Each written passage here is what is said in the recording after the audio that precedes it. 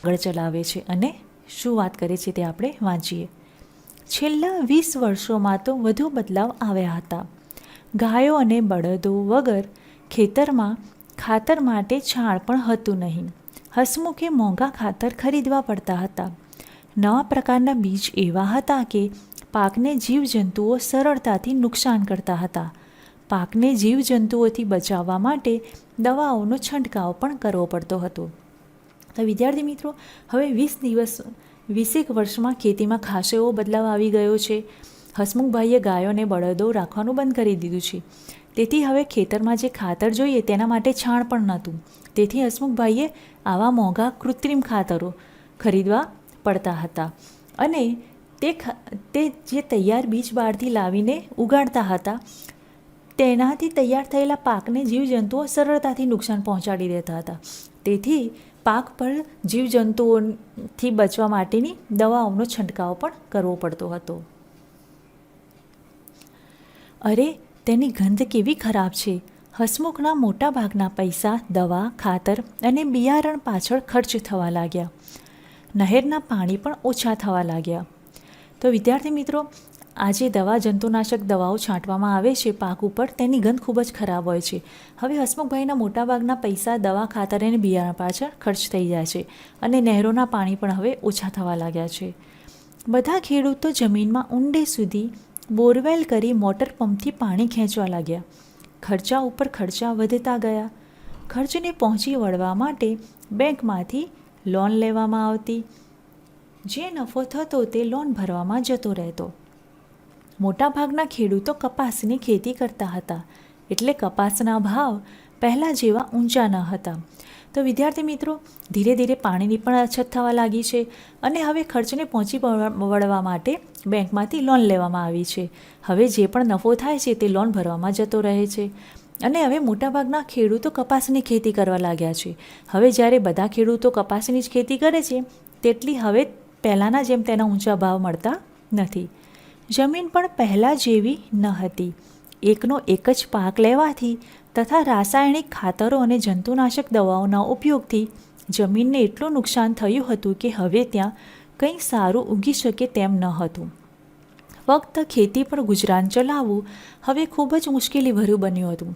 તો વિદ્યાર્થી મિત્રો, આજે રાસાયણિક ખાતર અને જંતુનાશક દવાઓ છે તે લાંબા ગાળે ખૂબ જ નુકસાનકારક છે અને આપણા શરીર માટે પણ તે નુકસાનદાયક સાબિત થાય છે. તે ભવિષ્યમાં કેન્સર જેવા રોગો પણ આપણા શરીરને કરે છે. તો જમીનને તો નુકસાન થતું જ હોય.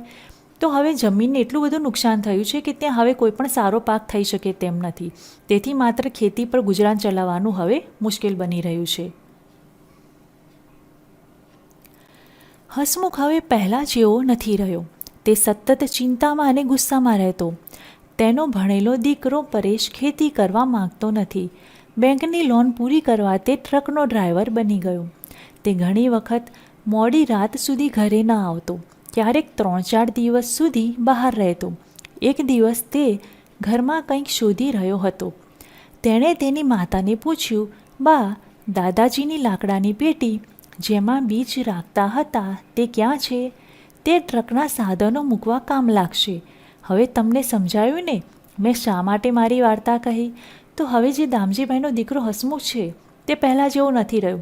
તે સતત ચિંતા અને ગુસ્સામાં રહે છે કારણ કે હવે ખેતી પર તેનું ગુજરાન ચાલતું નથી.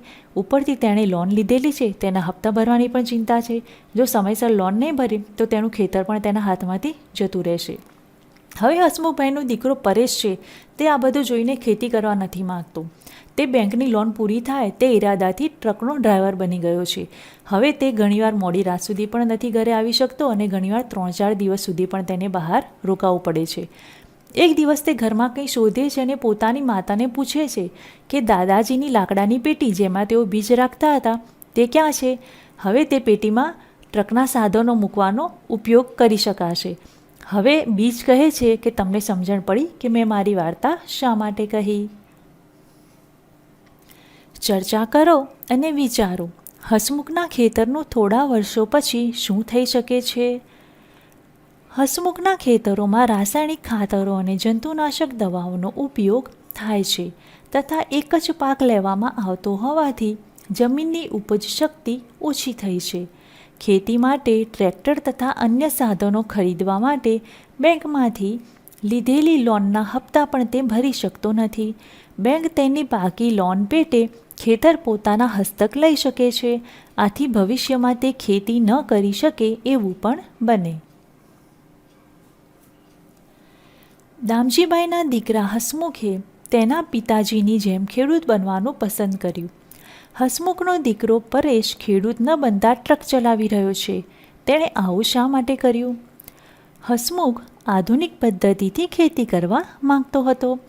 કૃત્રિમ ખાતર અને જંતુનાશક દવાઓના વધુ પડતા ઉપયોગથી ખેતરોની ઉપજ શક્તિ નાશ પામી હતી. તેણે લોન પર લીધેલા યાંત્રિક સાધનોનો હપ્તો તે ભરી શકતો ન હતો. પરેશ આ બાબત જાણતો હતો.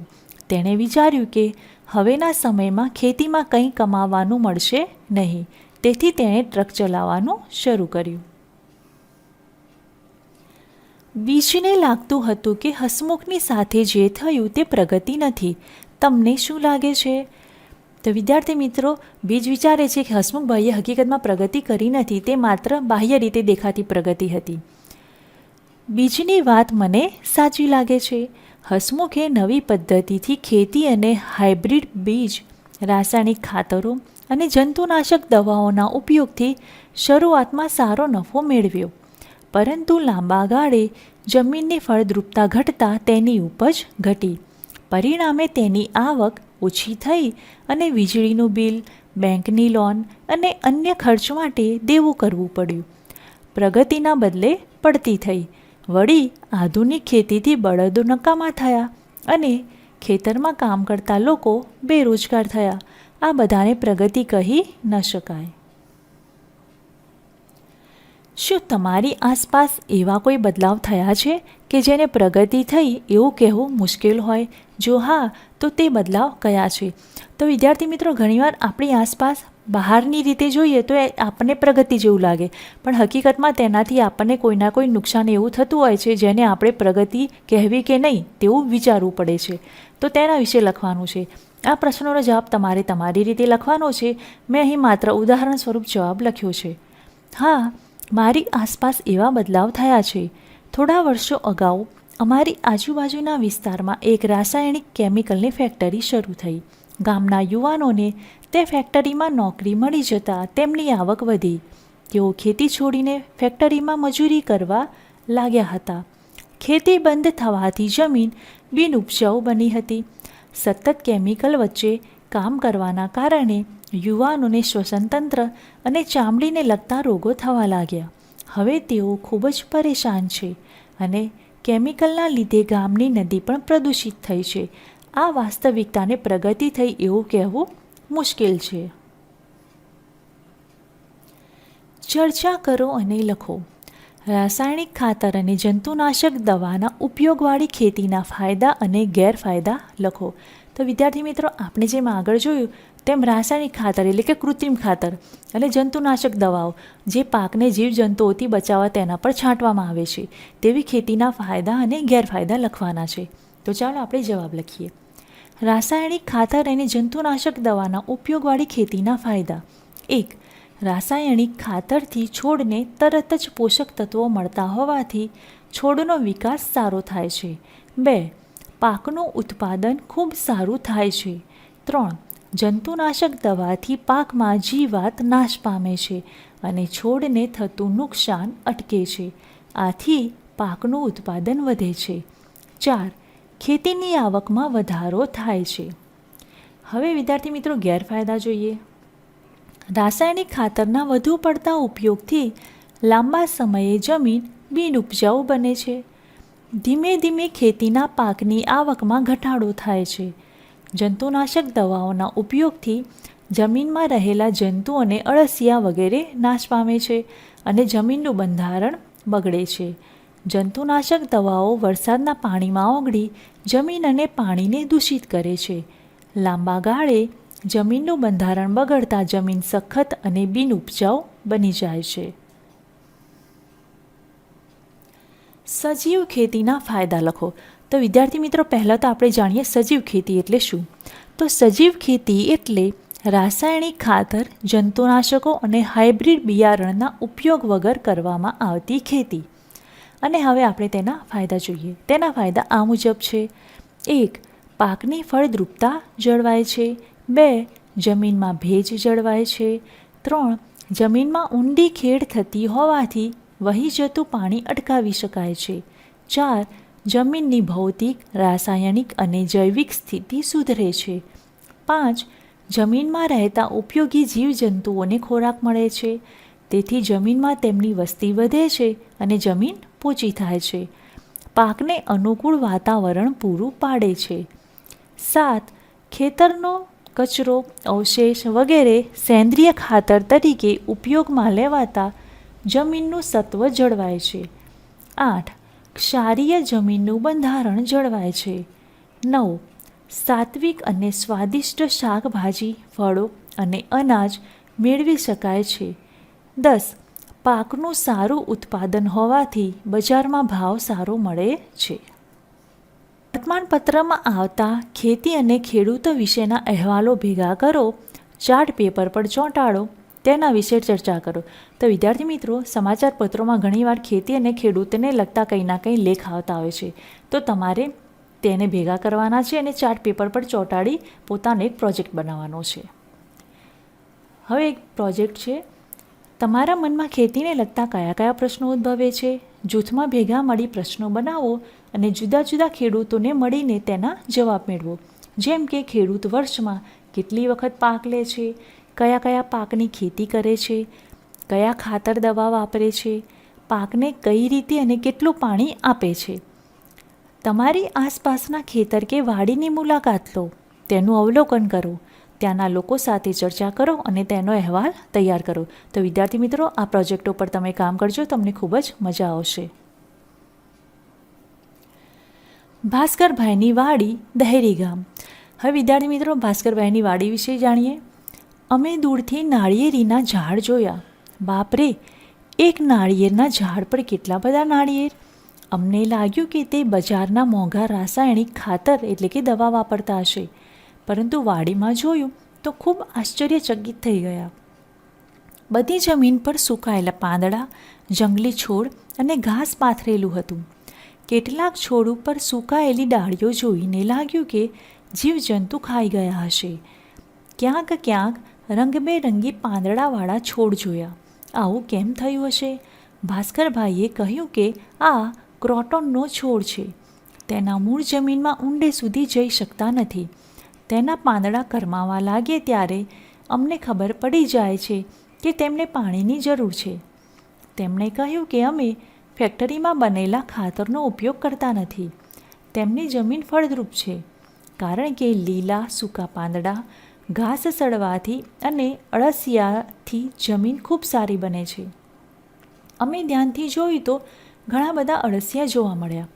ભાસ્કરભાઈએ જણાવ્યું, અળસિયા જમીનને અંદરથી ખોદ્યા કરે છે. તેઓ જમીનમાં એક જગ્યાએથી બીજી જગ્યાએ ફરતા રહે છે. તેના કારણે જમીન પોચી બને છે. તેમના મળથી જમીન ફળદ્રુપ બને છે અને હવા તથા પાણી સરળતાથી જમીનમાં જઈ શકે છે. તો વિદ્યાર્થી મિત્રો, અહીં ભાસ્કરભાઈની વાડીમાં તેઓ સેન્દ્રિય ખાતર એટલે કે કુદરતી ખાતર વાપરે છે અને તેના લીધે તેમની નાળિયેર પર સારા એવા નાળિયેર આવે છે. તેઓ બાળકોને સમજાવે છે કે અળસિયા જ્યારે જમીનમાં હોય ત્યારે તે જમીનને પોચી કરે છે કારણ કે તે એક જ જગ્યાએ રહેતા નથી, તે જમીનમાં ફર્યા કરે છે. તો તે જમીન ખોદતા રહે છે અને તેમના મળથી જમીન ફળદ્રુપ બને છે અને જમીન પોચી થવાને લીધે હવા અને પાણી જમીનમાં ઊંડે સુધી ઉતરે છે. પ્રવીણે શહેરમાં રહેતા પોતાના કાકા વિશે વાત કરી. તેમણે બગીચામાં એક ખાડો ખોદીને તેમાં અળસિયા રાખ્યા છે. રસોડામાં વધેલો ખોરાક, શાકભાજી અને ફળોની છાલ, પાંદડા વગેરે તે ખાડામાં નાખે છે. અળસિયા તે બધાને કુદરતી ખાતરમાં ફેરવી નાખે છે. તે ખાતર બીજા છોડવાઓને આપવામાં આવે છે જેથી તેમનો વિકાસ સારો થાય છે અને તેમને બજારમાંથી ખાતર લાવવું પડતું નથી. જોયું ને કેવી રીતે મફતમાં ખાતર તૈયાર થાય છે. પછી અમે વાડીમાં ઉગેલા ફળો ખાધા. કેવા સ્વાદિષ્ટ ફળો હતા! ખરેખર એક અલગ પ્રકારની ખેતી વિશે જાણીને ખૂબ જ મજા આવી. તો વિદ્યાર્થી મિત્રો, હવે પ્રવીણ પણ પોતાના એક કાકા વિશે વાત કહે છે. તેમને એક ખાડો ખોદીને તેમાં અળસિયા રાખેલા છે અને તેમાં તેઓ રસોડાનો વધેલો ખોરાક, શાકભાજી, ફળોની છાલ, પાંદડા વગેરે નાખી દે છે. હવે અળસિયા તે ખાતરને કુદરતી ખાતરમાં ફેરવી નાખે છે. કુદરતી ખાતર એટલે કે સેન્દ્રિય ખાતર. હવે તે ખાતર બીજા છોડવાઓને આપવામાં આવે છે, જેથી તેમનો સારો એવો વિકાસ થઈ જાય છે. હવે તેમને બહારથી ખાતર લાવવું પડતું નથી. બાજરીના બીજની સફર ખેતરથી થાળી સુધી. હવે વિદ્યાર્થી મિત્રો, બાજરીના બીજ ખેતરમાંથી આપણી થાળી સુધી કઈ રીતે પહોંચે છે તે આપણે જોઈએ. ચિત્રોને જુઓ. દરેક ચિત્રમાં તમે શું જોઈ શકો છો તે કહો. ચિત્ર 1માં બાજરીના ડુંડા ખાંડણિયામાં રાખ્યા છે. તેને સામેલા વડે ખાંડવામાં આવે છે, જેનાથી ડુંડામાંથી દાણા અલગ પડી જાય છે. અલગ કરેલા બાજરીના દાણા તમે ચિત્ર 3માં જોઈ શકો છો. આજે આ કામ હાથથી નહીં પરંતુ મોટા થ્રેસરથી કરવામાં આવે છે, જેને આપણે ટેકનોલોજી કહીએ છીએ. તો વિદ્યાર્થી મિત્રો, સૌપ્રથમ બાજરીના ડુંડા ખેતરમાંથી કાપવામાં આવે છે અને તેને સુકાવીને પછી આ રીતે ખાંડણીયામાં નાખવામાં આવે છે. તેને સાંભેલાથી ખાંડવામાં આવતા બાજરીના દાણા અલગ પડે છે. આજે આ કામ એકદમ આસાનીથી થ્રેસરમાં કરવામાં આવે છે, જેને આપણે ટેકનોલોજી કહીએ છીએ. ચિત્ર 1. થડ કાપવામાં કઈ ટેકનોલોજીનો ઉપયોગ થઈ શકે છે? તો વિદ્યાર્થી મિત્રો, આ ચિત્ર 1માં પરંપરાગત કઈ રીતે છોડ કાપવામાં આવે છે તે બતાવ્યું છે. ચિત્ર 1માં થડ કાપવા દાતરડાનો ઉપયોગ થયેલો છે. આધુનિક ટેકનોલોજીમાં મોટા કમ્બાઇન હાર્વેસ્ટર સાથે છોડ કાપવામાં આવે છે અને ડુંડામાંથી અનાજ છૂટું પડી સ્વચ્છ બને છે અને છોડના ભાગ અલગ અલગ થાય છે. તો વિદ્યાર્થી મિત્રો, અત્યારે નીચે બતાવ્યા તે પ્રમાણેના આધુનિક યંત્રોમાં આ બધા કામ એક જ સાથે થઈ જાય છે. ચિત્ર 4માં તમારા વિચારે ચક્કીમાં એટલે કે ઘંટીમાં શું થઈ રહ્યું છે? તો વિદ્યાર્થી મિત્રો, આ 4 નંબરનું ચિત્ર છે. તેમાં જોઈ રહ્યા છે કે એક સ્ત્રી અનાજ દળી રહી છે. ચિત્ર 4માં ચક્કીમાં એટલે કે ઘંટીમાં બાજરીને દળવામાં આવી રહી છે. તેમાંથી બાજરીનો લોટ બને છે. ચિત્ર 5 અને 6માં કઈ પદ્ધતિથી કણક એટલે કે બાંધેલો લોટ તૈયાર કરવામાં આવ્યો હશે? તો વિદ્યાર્થી મિત્રો, ચિત્ર 5માં બાજરીના લોટને તાસકમાં રાખવામાં આવ્યો છે. તેમાં પાણી અને મીઠું મેળવીને હાથથી ગૂંદવામાં આવ્યો છે. ચિત્ર 6માં ગુંદીને બાંધેલો લોટ એટલે કે કણક દેખાય છે. હવે ચિત્ર 1થી 9 જુઓ, વિચારો અને તેના આધારે એક નોંધ તૈયાર કરો. અત્યારે લોટ કેવી રીતે દળવામાં આવે છે? તો વિદ્યાર્થી મિત્રો, અહીં તમને સળંગ 1થી 9 ચિત્રો આપેલા છે. પ્રથમ કાપવાનું ચિત્ર છે, પછી ખાંડણીયામાં છળવાનું છે અને પછી બાજરી તૈયાર થાય છે. પછી તેને દળીને લોટ બને છે. લોટમાં પાણી અને મીઠું નાખીને કણક બને છે અને પછી તેને હાથથી થેપીને તવી પર શેકવાથી તૈયાર રોટલા બને છે. ચિત્ર 1થી 9માં ખેતરમાં તૈયાર થયેલી બાજરી આપણા ભોજનમાં રોટલી સ્વરૂપે કેવી રીતે પહોંચે છે તેની પ્રક્રિયા બતાવવામાં આવી છે. ચિત્ર 1માં ખેડૂત ખેતરમાં બાજરી ઉગાડે છે. પાક તૈયાર થાય ત્યારે બાજરીના ડુંડામાં બાજરીના દાણા હોય છે. તેને ખેડૂત દાંતરડા વડે કાપી લે છે. ચિત્ર 2. ખેડૂત કાપેલા બાજરીના ડુંડા મોટા ખાંડણીયામાં નાખે છે, જેને સાંભેલા વડે ખાંડતા બાજરી છૂટી પડે છે. આને છડવું કહેવાય છે. ચિત્ર 3. છૂટી પડેલી બાજરીને ઉપણીને સાફ કરવામાં આવે છે, જેનાથી તેમાંનું ભૂસું અને અન્ય કચરો દૂર થાય છે. આ રીતે બાજરીના દાણા મળે છે. પ્લાસ્ટિક કે ધાતુના પાત્રમાં એકઠા કરવામાં આવે છે. ચિત્ર 4. હાથેથી ચાલતી ઘંટીમાં બાજરીને દળવાથી બાજરીનો લોટ મળે છે. હવે બાજરીને દળવા વીજળીથી ચાલતી ઘરઘંટી વપરાય છે. ચિત્ર 5. ઘંટીમાં દળાયેલો બાજરીનો લોટ થાળીમાં એકઠો કરી સ્ટીલની કથરોટમાં ભરવામાં આવે છે. ચિત્ર 6. બાજરીના લોટના રોટલા બનાવવા કથરોટમાં લોટ લઈને તેમાં મીઠું અને પાણી રેડી હાથ વડે ગૂંદવામાં આવે છે. બરાબર ગૂંદવાથી લુઓ બને છે. ચિત્ર 7. લુઆને 2 હાથની હથેળી વચ્ચે દબાવતા રહી ગોળ રોટલો ટીપવામાં આવે છે. ચિત્ર 8. બનાવેલા રોટલાને ચૂલા પર મૂકેલી કલાડી પર બંને બાજુએ શેકવામાં આવે છે. ચિત્ર 9. શેકેલા રોટલાઓને થાળીમાં ખાવા માટે પીરસવામાં આવે છે. આપણે શું શીખ્યા? આપણા ખોરાકમાં ઘણા બધા બદલાવ આવ્યા છે. તેવું કેવી રીતે કહી શકો છો? બાજરીના બીજની વાર્તા અને વડીલો પાસેથી મળેલી જાણકારીના આધારે લખો. તો વડીલો પાસેથી મળેલી જાણકારી અનુસાર પહેલાં લોકો જુદા જુદા અનાજની રોટલી કે રોટલા ખાતા હતા, પરંતુ આજે ઘઉંની રોટલી બનાવવામાં આવે છે. પહેલાં અનાજને લીધા પછી તેને ખેતરમાં રાખવામાં આવતા અને ત્યારબાદ બળદગાડા વડે ખળામાં લાવવામાં આવતા, પછી તેમાંથી અનાજ મેળવાતું. હવે આ બધું કામ આધુનિક યંત્રો દ્વારા કરવામાં આવે છે. પહેલાં લોકો ઘરે હાથથી ચાલતી ઘંટી રાખતા, હવે એ કામ ઇલેક્ટ્રિક ઘરઘંટી વડે કરવામાં આવે છે. હવે તૈયાર લોટના પેકેટ પણ બજારમાં મળે છે. આજના બાળકો કદાચ વિવિધ પ્રકારના અનાજને ઓળખી પણ શકતા નથી. અત્યારના લોકોના ખોરાકમાં ઘણો બદલાવ જોવા મળે છે. હવે લોકો તૈયાર પેકેટવાળા ખોરાકનો ઉપયોગ કરે છે, જેમ કે નૂડલ્સ, પાસ્તા, બ્રેડ, નાસ્તાના પડીકા વગેરે. આધુનિક નારીઓને પહેલાંનું પરંપરાગત ભોજન બનાવવું પણ કઠિન લાગે છે. કદાચ લાંબા સમયે તેઓ તે બનાવતા ભૂલી પણ જશે. આજે લોકો ઘર કરતાં બહાર રેસ્ટોરન્ટમાં જમવાનું પણ વધારે પસંદ કરે છે. તો વિદ્યાર્થી મિત્રો, પહેલાંના અને અત્યારના જમાનામાં જે ફરક છે તે બતાવેલો છે. અત્યારે તૈયાર લોટના પેકેટ પણ મળે છે અને આ રીતે તૈયાર ઇલેક્ટ્રિક ઘંટીમાં લોટ પણ ઘરે બની જાય છે. તે સિવાય લોકો અત્યારે તૈયાર નાસ્તાના પેકેટ પણ ખાતા થયા છે અને બહાર રેસ્ટોરન્ટમાં પણ જમતા થયા છે, જ્યારે પહેલાં આવું ન હતું. જો બધા ખેડૂતો એક જ પ્રકારના બીજ વાવે અને એક જ પ્રકારની ખેતી કરે તો શું થાય? બધા જ ખેડૂત એક જ પ્રકારના બીજ વાવે અને એક જ પ્રકારની ખેતી કરે તો ઘણી મુશ્કેલીઓ પેદા થાય, જેવી કે 1. બધા લોકોને જુદી જુદી વસ્તુઓ ખાવા ન મળે. 2. આપણે એક જ પ્રકારના અનાજની બનેલી વસ્તુઓ ખાવી પડે, જેનાથી ભોજન તરફ અરુચિ પેદા થાય. 3. ખેડૂતોને પણ તેમના ખેતીના પાકની સારી આવક ન મળે, કારણ કે ઉત્પાદન વધુ હોય